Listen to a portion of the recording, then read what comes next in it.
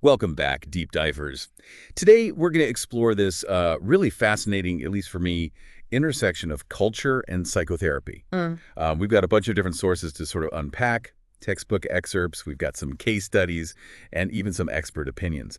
Buckle up, everybody, because it's going to be a wild ride as we discover just how much culture can influence, well, pretty much everything we think we know about mental health.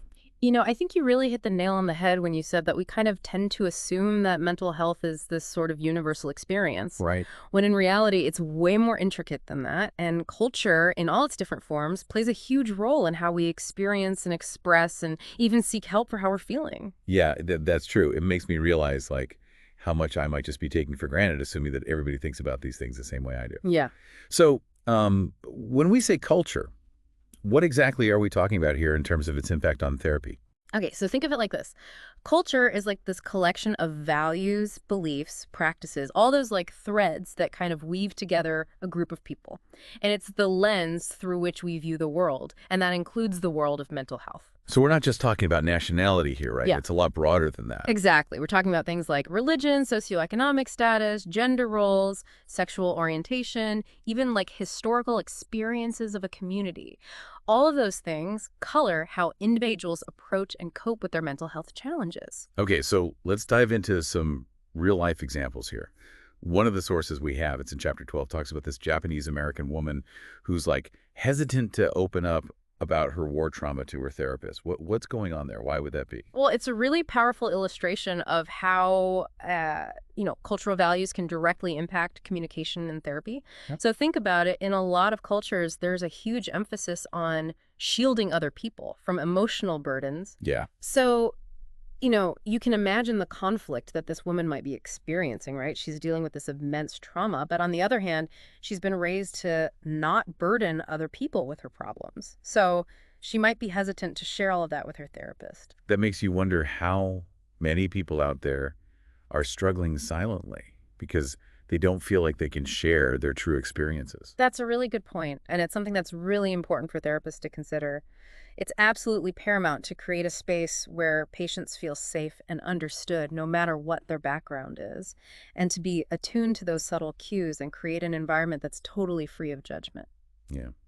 Speaking of cultural complexities, another source we have kind of delves into this concept of ethnic transference and countertransference. It's like, your own cultural background is adding like another whole layer to therapy. And they use this example, it's in chapter 8, of a Jewish patient who constantly challenges his Jewish therapist, almost like he's replaying stuff from his childhood. It's really fascinating, isn't it? Transference and countertransference are already so complex as it is.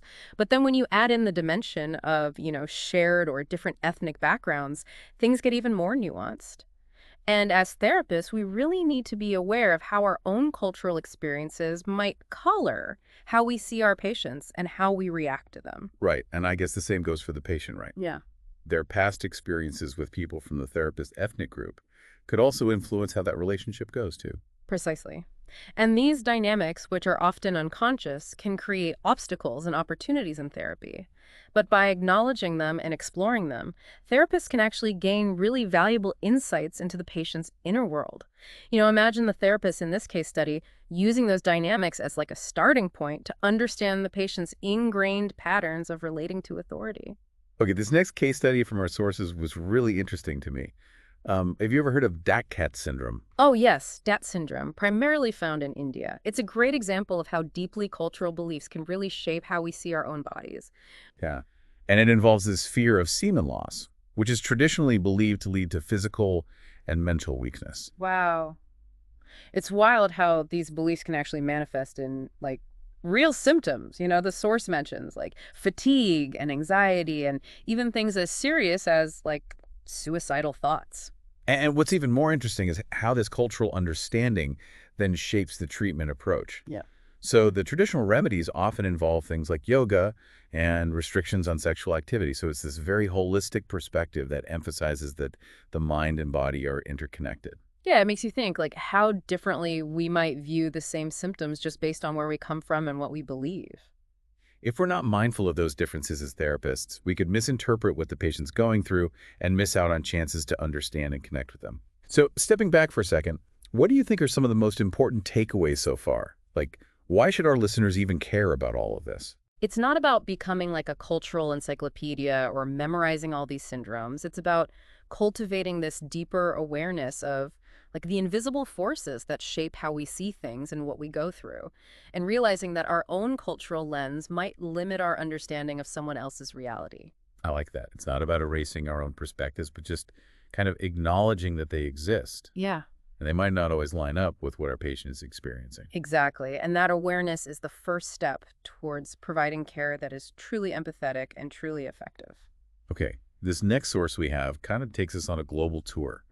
It's exploring indigenous healing practices from around the world. Everything from like Native American sweat lodges to shamanic rituals, all these practices that tap into those cultural symbols and beliefs to facilitate healing. It's fascinating how these traditions emphasize a more holistic approach to well-being, recognizing that the spiritual, the emotional, and the social dimensions are all interconnected.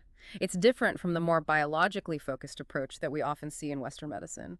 It makes you wonder, could there be a way to blend these approaches? Imagine, like, combining the best of both worlds. It's a very powerful idea. There's a growing movement toward integrative medicine that is trying to do just that, to bridge that gap between conventional treatments and those more traditional practices.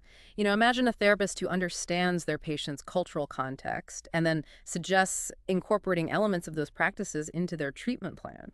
It could be as simple as incorporating mindfulness techniques that are rooted in their cultural traditions, or exploring community-based rituals that promote healing and connection. I like that. It's not about replacing one approach with another. It's about finding ways to, like, integrate them in a way that makes sense. Exactly. It's about expanding our toolkit and recognizing that healing can take lots of different forms. Okay, before we dive into even more of these fascinating cases and explore the ethical considerations of all this, I'm curious, what's the most surprising or thought-provoking thing you've learned from our sources so far?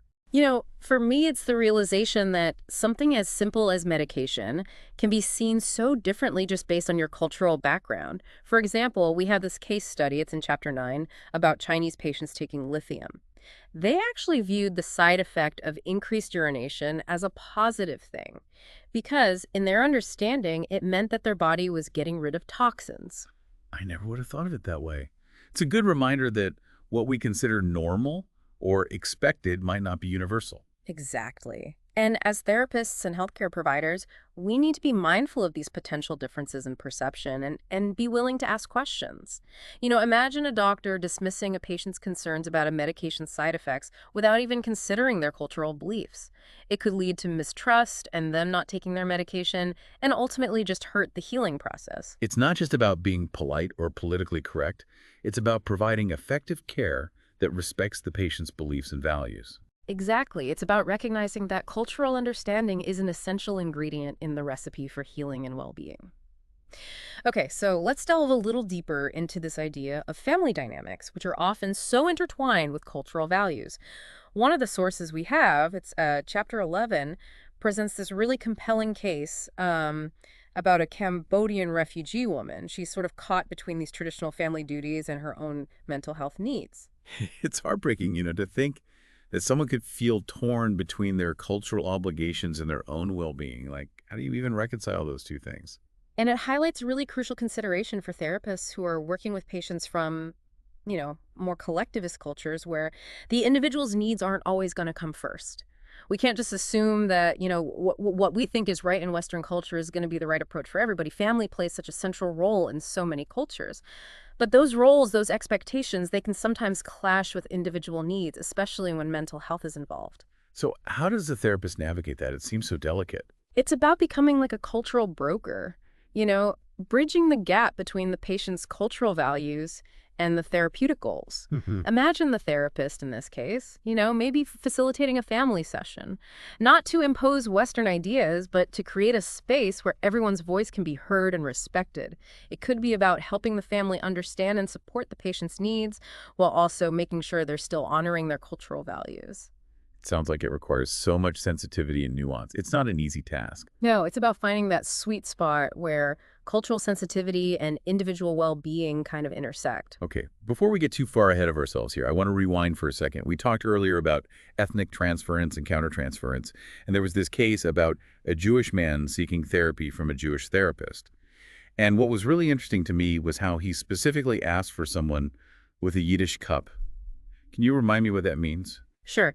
Yiddishkeit basically means a Jewish way of thinking, like a shared cultural understanding, a sense of shared values and experiences. So this man, Mr. Goldberg, wasn't just looking for any therapist. He was looking for someone who really, inherently got him on a deeper level. But it sounds like it didn't exactly go as smoothly as he hoped. Right. The case study describes how those sessions became kind of like a power struggle. Mr. Goldberg would constantly try to educate the therapist or even subtly devalue him using his knowledge of Judaism. It's a fascinating example of what we call intra-ethnic transference. So even though they share this Jewish identity, Mr. Goldberg's past experiences with other Jewish authority figures, maybe like his father or teachers, were influencing how he was interacting with his therapist. Like he was sort of unconsciously replaying those old dynamics. Exactly. And on the therapist side, he might have experienced countertransference, maybe feeling challenged or even a bit irritated by Mr. Goldberg's behavior. It just highlights the complexity of transference and countertransference, especially when we add in these even subtle cultural differences within a shared ethnicity. It's a good reminder that culture is not this like monolithic thing. There's a whole spectrum of diversity, even within groups that share an ethnic or religious background. Yeah, and that diversity has to be acknowledged and respected in therapy. Therapists have to be mindful of these individual and family variations. We can't make assumptions based on broad cultural stereotypes. Okay, let's switch gears a little bit. We have another case study that grabbed my attention. It took place in Qatar, and it involves a woman named Miriam who was experiencing all this chronic pain, and fatigue. Yeah, Miriam's case, it really sheds light on how cultural beliefs about illness can shape how people present and understand their symptoms. So in her culture, psychological distress was often expressed through these physical complaints. So instead of talking directly about her emotional struggles, she sought help from doctors for her physical symptoms, believing that there had to be this underlying medical cause. It makes you think about how differently we might interpret the same symptoms based on where we come from, right? Like in Western medicine, we tend to separate the mind and body. But in a lot of cultures, those lines are a lot blurrier. That's a great observation. It underscores the importance of what we call the explanatory model in medicine. Western medicine tends to prioritize the biological basis of disease, but many cultures have a broader lens that incorporates spiritual or social dimensions. So for Miriam, her pain might have been her way of communicating her distress, a distress that stemmed from those cultural pressures and expectations she was facing. It makes me wonder, how does a therapist even approach that kind of situation? How do you even begin to unravel that whole complex interplay of beliefs and emotions and physical symptoms? It starts with curiosity and humility. The therapist really needs to ask questions to genuinely try to understand the patient's perspective and what they believe about their illness, creating that space where the patient feels safe to share their story without feeling judged or dismissed. It's about stepping outside of our own cultural assumptions and biases, meeting the patient where they are. It sounds like a lot of empathy and active listening is required. Absolutely. Recognizing that the patient is the expert on their own experience, we're just there to help them make sense of that experience within their own cultural context. Okay, so this next case study really highlights the profound impact that historical trauma can have on mental health. It involves Irene, a Salish Indian woman who presented with, severe depression and arthritis, but her story is a lot deeper than that. Irene's case reminds us that the past is never really past. It's about understanding how historical trauma can just echo through generations, shaping the lives of individuals and communities long after those events have happened. So in her case, her experiences at a residential school where she was taken from her family and her culture, those left deep scars, those schools were literally designed to assimilate indigenous children into white society, often through really harsh and abusive methods. It's just unimaginable, the pain those children had to endure. And to think that this was happening not that long ago is honestly horrifying. It's a really dark chapter in our history, but it's one we need to acknowledge and learn from if we're going to truly understand this intergenerational trauma that still affects so many indigenous communities today. So for Irene, her depression and arthritis, those might have been physical expressions of that unresolved trauma. Like her body was expressing the pain that she couldn't put into words. It really makes you realize that, the symptoms we see, sometimes they're just the tip of the iceberg. Hmm. There's so much more going on beneath the surface.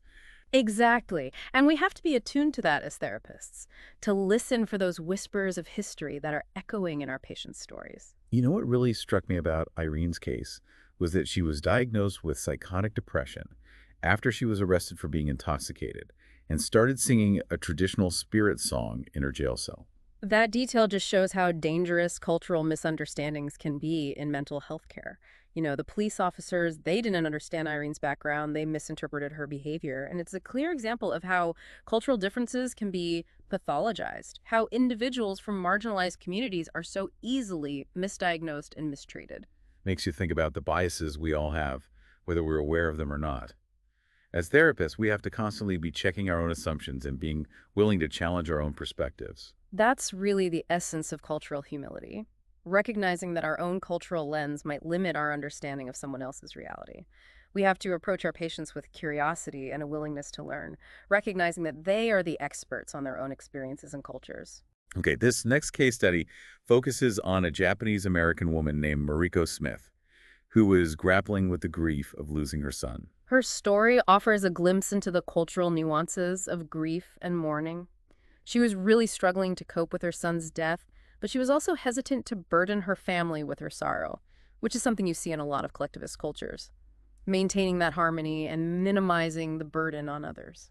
It's amazing how culture shapes us, even in those moments of deep loss. Absolutely. And it's something that we as therapists really need to be mindful of. We can't assume that everyone grieves the same way or that our cultural norms around expressing emotions are universal. What was really interesting to me was that she specifically chose to see a therapist who was not Japanese. Any thoughts on why that might have been? It could be that she just felt more comfortable expressing her grief to someone outside of her immediate cultural circle. Maybe she feared judgment or didn't want to breach social etiquette within her own community. Or maybe she was just looking for a different perspective, one that wasn't bound by those same cultural expectations. That makes sense. It highlights the importance of respecting the patient's autonomy and allowing them to choose a therapist who feels like the right fit for them. Regardless of cultural background, sometimes that shared cultural connection can be very comforting and validating. But sometimes patients might actually benefit from that fresh perspective, one that comes from outside their cultural bubble. It's about striking that balance, Hmm. honoring the patient's preferences while also making sure that they have access to someone who is culturally competent and sensitive to their unique needs. Okay, before we move on to the next case, I want to touch on one more thing about Mariko Smith's story that I found interesting. The source mentions how she developed this warm and friendly relationship with the therapist's receptionist, which almost seemed to surprise the therapist. It reminds us that healing can take place in the most unexpected places. The therapeutic process isn't always confined to those formal sessions. Sometimes those seemingly insignificant relationships can play a really big role in the healing journey. So for her, that connection with the receptionist, it might have provided a sense of normalcy or connection, or even just a friendly face during a really tough time. It's a beautiful reminder that healing is often a communal process. It really does take a village. It does. And that village can include family members, friends, community members, and even, someone like a kind receptionist who just offers a warm smile and a listening ear. Okay, so let's focus now on a case study that explores how we treat a depression within a certain cultural context. It involves Mr. Yi, a man who immigrated to the U.S. from China and was having a lot of job-related stress and was depressed. Mr. Yi's case is a fascinating study in how cultural differences in communication and expectations can impact the therapeutic relationship. He initially saw a Caucasian psychiatrist who really focused on encouraging him to get back to work, to solve his problems, emphasizing that self-reliance. However, it seemed like that approach didn't really resonate with Mr. Yi. Sounds like a clash of cultural worldviews. Exactly. The therapist was coming at it from this Western individualistic perspective, which is so common in American culture. But Mr. Yi, coming from a collectivist culture, might have been seeking more guidance and support from an authority figure. He might have even felt uncomfortable with the therapist's directness and the emphasis on self-sufficiency. It's like they were speaking different languages, even though they were both using English. Precisely. And it highlights how important cultural humility is in therapy.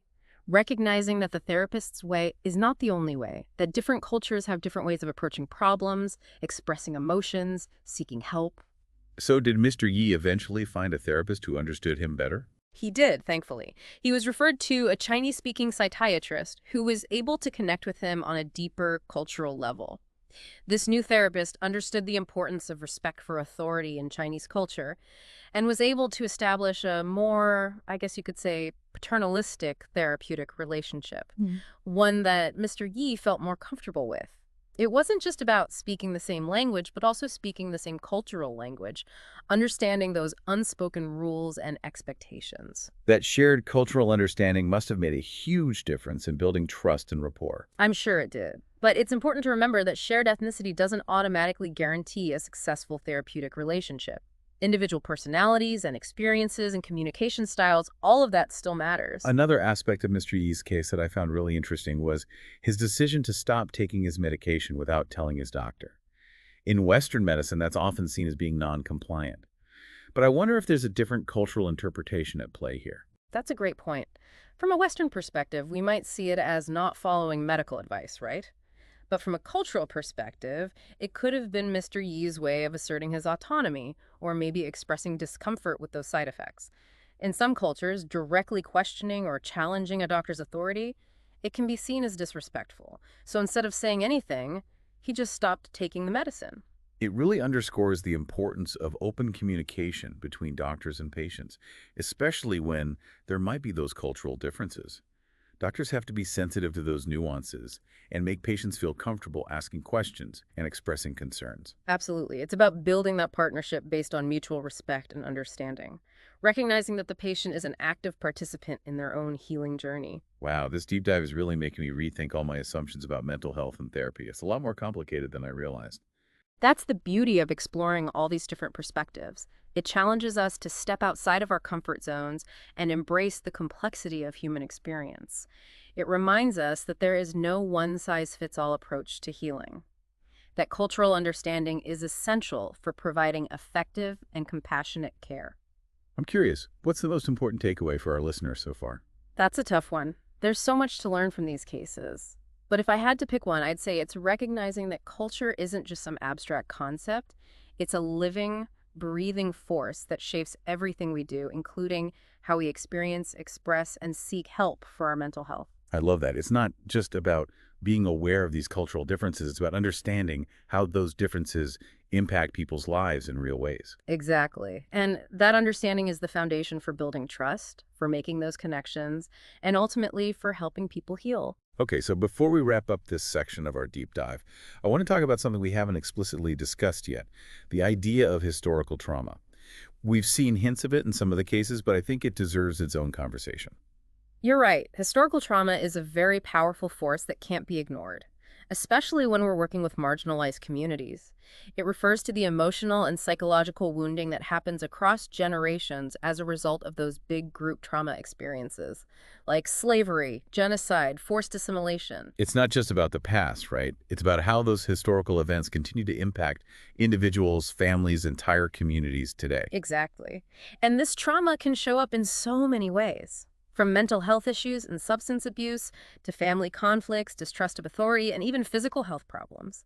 Imagine a Native American patient whose ancestors were forced off their land and whose family has struggled with poverty and discrimination for generations. That history doesn't just disappear. It's woven into their DNA, their family stories, their worldview. So how can therapists acknowledge and address that historical trauma in a sensitive and effective way? It begins with that cultural humility we talked about. Therapists have to educate themselves about the historical experiences of their patients' communities and approach those experiences with respect and empathy. Imagine a therapist working with a Black patient taking the time to learn about the history of slavery and Jim Crow in America. It's about seeing how that history might be playing out in the patient's current struggles, whether it's internalized racism or distrust of authority or those intergenerational patterns of trauma. Sounds like it takes a multi-layered approach, combining that individual therapy with broader systemic interventions. We need to address individual needs while also working to dismantle those systems of oppression that keep these cycles of trauma going. It's not just about helping individuals heal, it's about building a more just and equitable society where everyone has the chance to thrive. Okay, let's talk specifically about the challenges and opportunities of working with African American patients in therapy. Given the history of racism and discrimination that Black people continue to face in this country, it's a critical area of focus for therapists. And it's not enough to just be colorblind or pretend that race doesn't matter. We need to be actively anti-racist. challenging our own biases and working to dismantle those systems of oppression that are still hurting Black communities. Our sources really emphasize the importance of understanding racial identity development and how it influences the therapeutic relationship. Right. Racial identity is how individuals understand and define themselves in relation to their race and ethnicity. And for Black people, that process can be especially complex, considering our history of slavery, segregation, and racism. It's about navigating a world that often devalues and dehumanizes Blackness, while also finding pride and strength in one's heritage. One of our sources mentions the nigrescence model by William Cross as a framework for understanding this. Can you talk more about that? Cross's model describes the process of becoming Black. It's a journey of self-discovery and transformation that involves shifting from a more Eurocentric worldview to an Afrocentric one. Reclaiming your identity, rejecting those negative messages and stereotypes, and finding power and liberation in your Blackness. So it's not just about understanding the impact of racism. It's about understanding how Black people resist and transcend those experiences to create their own sense of self and community. Exactly. And that process can be both liberating and challenging. It's about being proud of your heritage while also navigating the realities of living in a society that often devalues Blackness. How does that understanding that racial identity development, how does that inform therapy with African American patients? It helps us meet them where they are in their journey. It allows us to see those unique challenges and strengths that come with being Black in America. It's about recognizing that each individual will have their own story, their own perspective.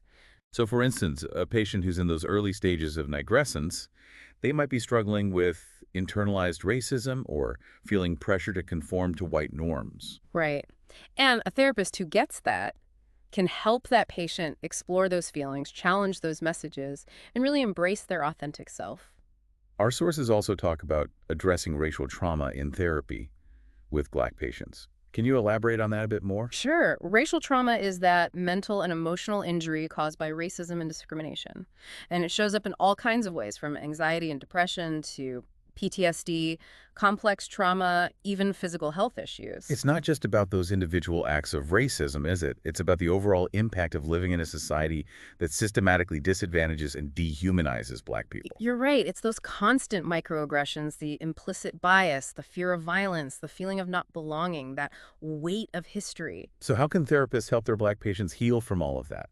It starts with creating that safe and validating space.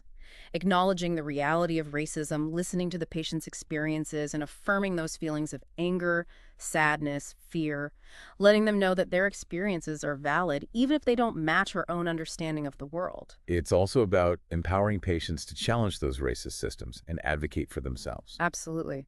Therapy can be a powerful tool for healing from racial trauma, both individually and collectively, helping patients find their voice, reclaim their power, connect with their community, and realizing that healing from this trauma isn't just about individual resilience, it's about dismantling those systems of oppression that perpetuate it.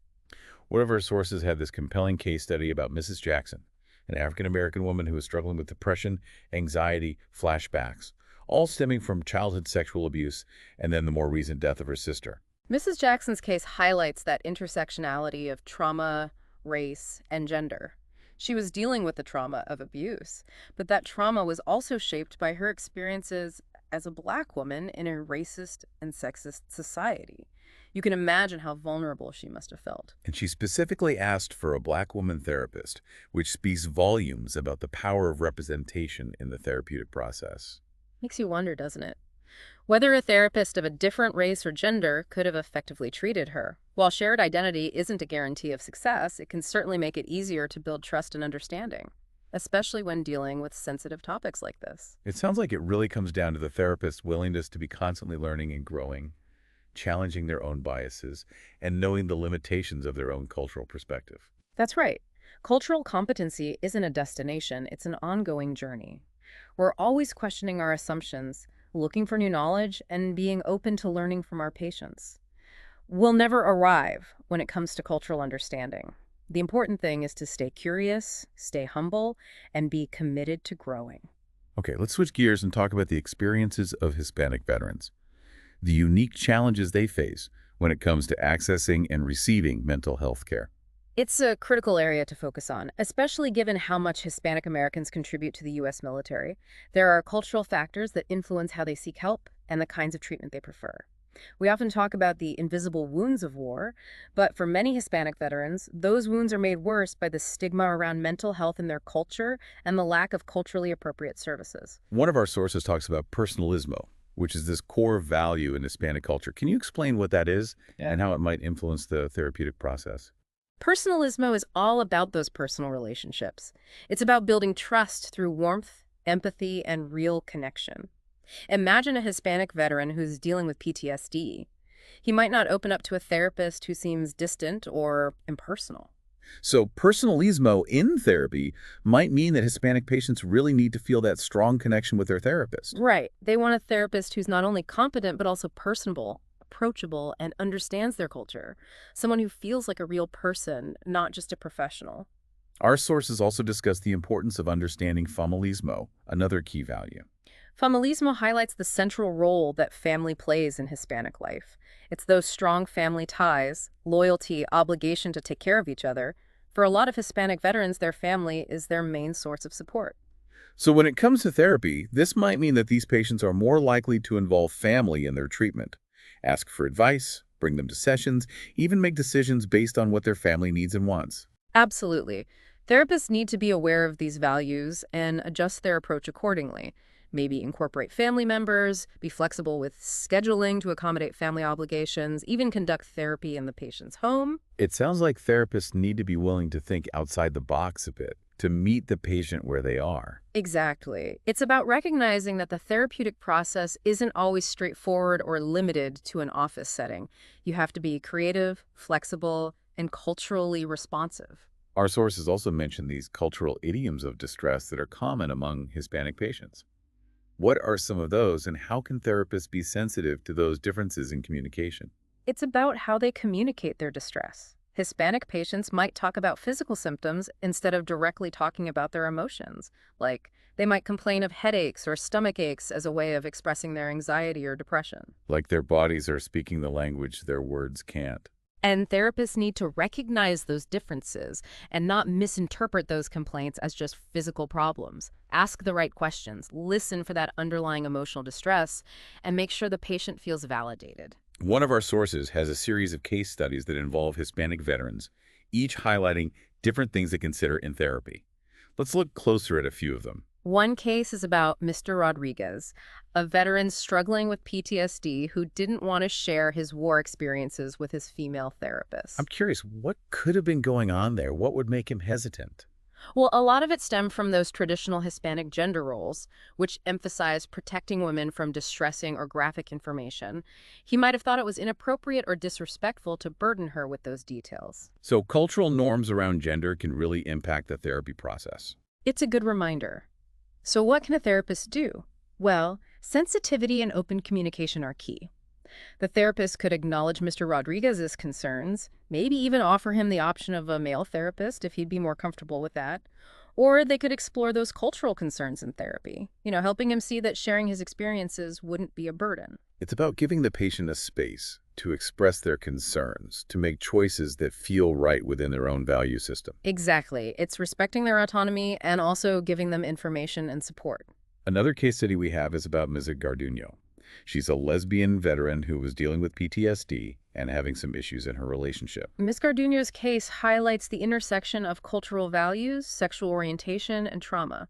She was figuring out her identity within a culture that might not fully accept or understand her choices. And this conflict could make those PTSD struggles even worse, added to that feeling of stress and isolation. It's a good reminder that being culturally sensitive isn't just about ethnicity and nationality. It's also about sexual orientation, gender identity, all the different parts of who a person is. Therapists need to create a space where LGBTQ plus patients feel safe and affirmed, especially those who come from more conservative backgrounds. It's about making sure they feel seen, respecting their choices, and helping them face those unique challenges that they deal with in a society that often doesn't accept them. It's recognizing that the personal is political, that mental health is often intertwined with the social and cultural context. Exactly. It's seeing the whole person, hearing their story, and fighting for their well-being on every level. Our next case study focuses on Mrs. Gomez, a woman who is dealing with depression and feeling completely overwhelmed taking care of her sick father. This case really shows how important it is to understand and respect feminismo in therapy. Mrs. Gomez's depression was connected to her cultural sense of duty to her family. She felt torn between her own needs and this deep-seated belief that she needed to care for her father no matter the cost. Cultural values can be such a source of strength, but also sometimes a burden. Exactly. For Mrs. Gomez, her strong family ties brought her comfort, but they also added to her distress. And initially, she saw a therapist who actually challenged those family obligations, which made her stop going to therapy. It's a great example of how a therapist's lack of cultural awareness can really backfire. By questioning Mrs. Gomez's commitment to her family, the therapist basically invalidated her and made her feel like she couldn't trust them, like they were speaking different languages. Exactly. And that's why cultural humility is so crucial. It's about recognizing that different cultures have different values, beliefs, and ways of dealing with things.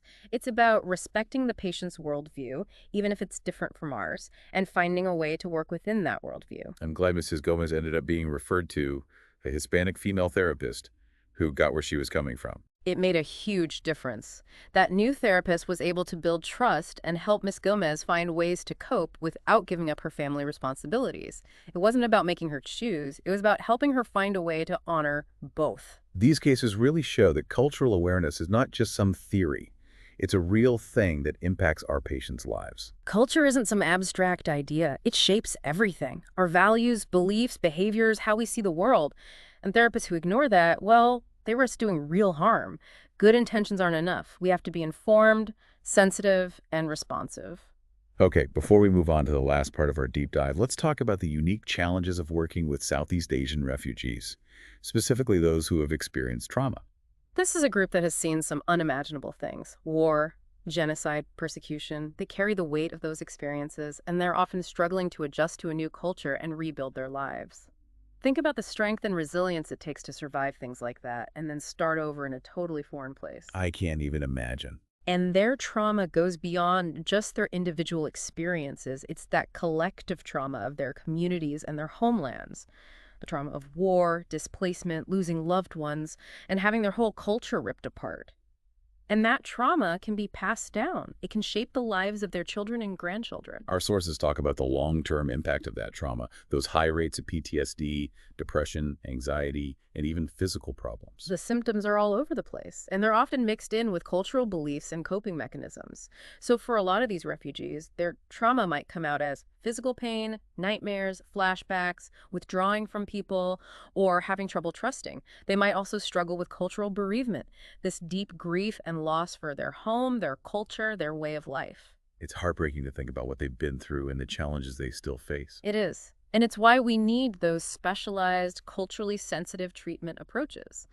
These patients need therapists who can just listen without judging, make them feel understood, and help them work through that healing process while they're also adjusting to a new culture. One of our sources has this case study about Phone, a Cambodian refugee who survived the Khmer Rouge regime. She was dealing with PTSD, depression, and all the challenges of living in the United States. Fawn's story is so sad, but also inspiring. She saw horrific things, lost family, and was forced to work and starve for years. To survive all that and escape to a new country, hoping for a better life, it's incredible. Her case shows how important patience, compassion, and cultural understanding are in therapy. These patients need to feel safe and trusting. Heard, respected, understood. It's about building that connection, earning their trust, and showing them that you understand their culture and what they've been through, and recognizing that healing takes time. There will be ups and downs. Our sources also talk about addressing basic needs like housing, employment, and having access to social services, things that can really get in the way of healing. Trauma recovery doesn't happen in isolation. It requires a much broader approach, one that addresses both the psychological and social aspects.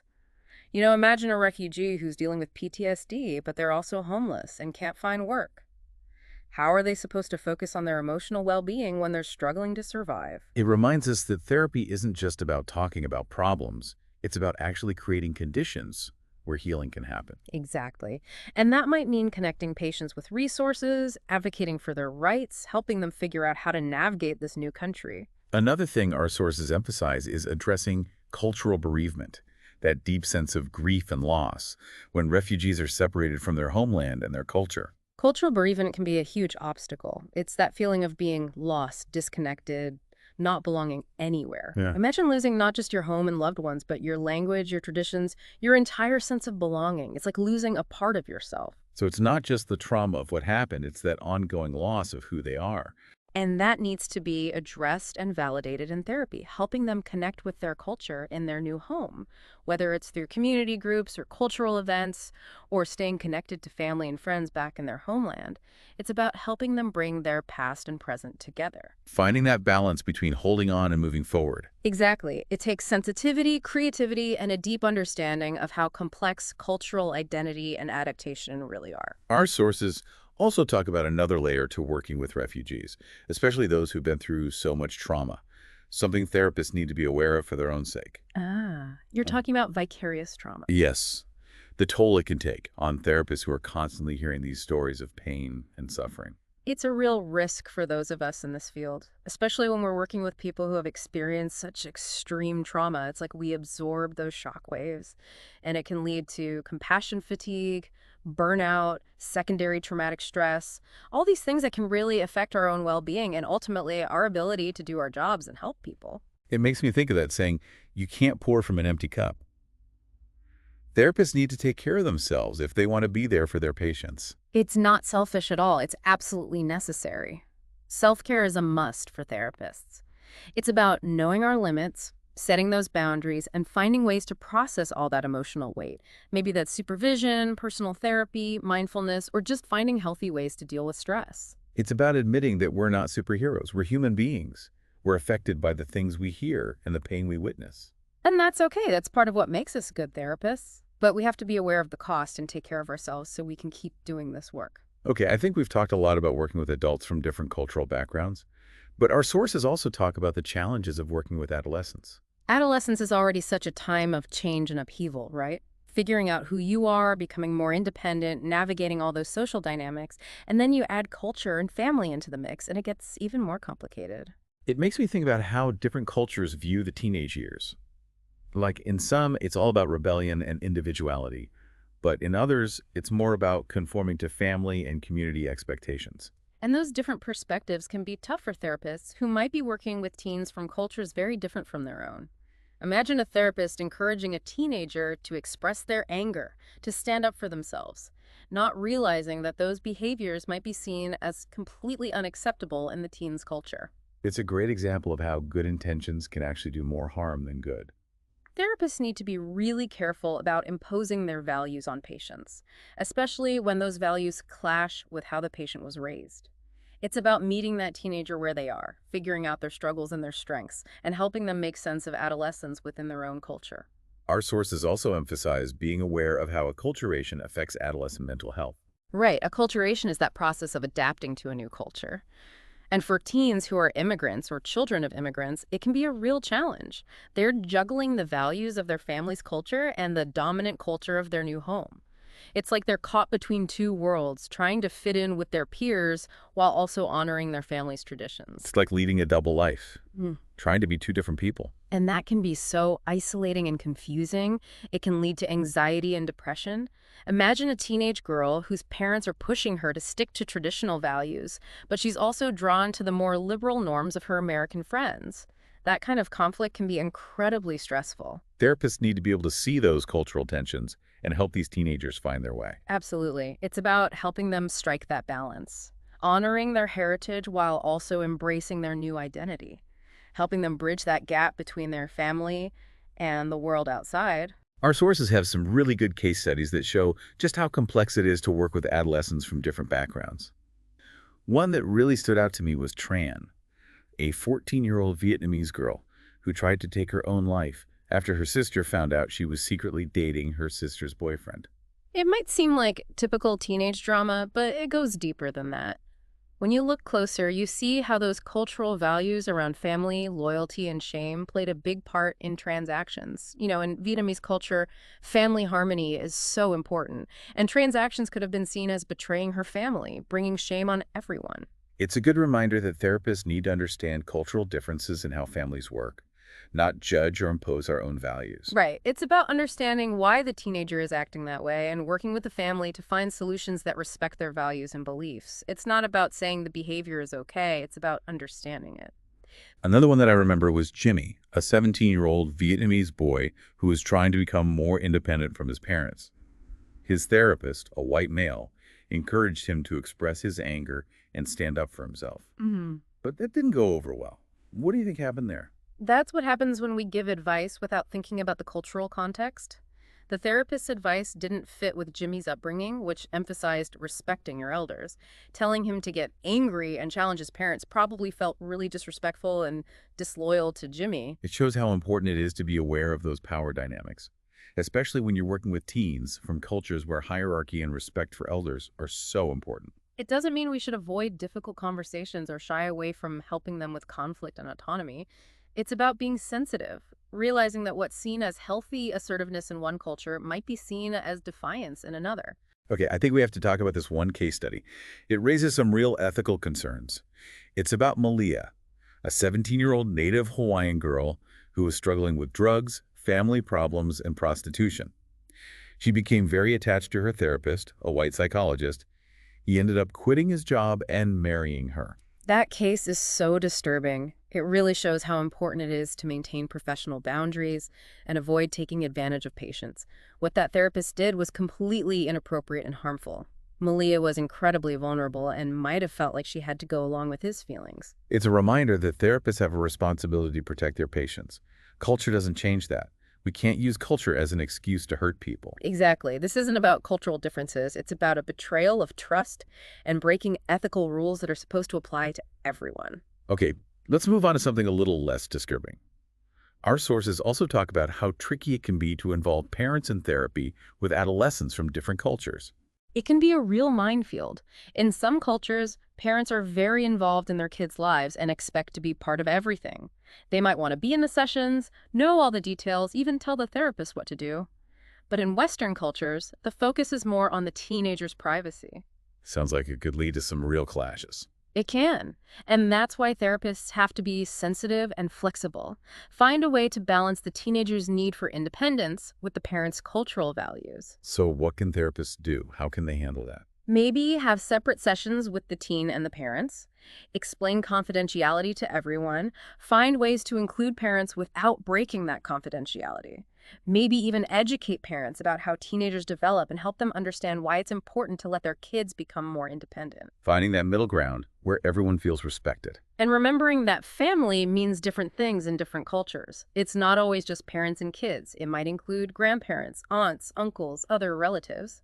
Wow, we've really gone deep in this dive.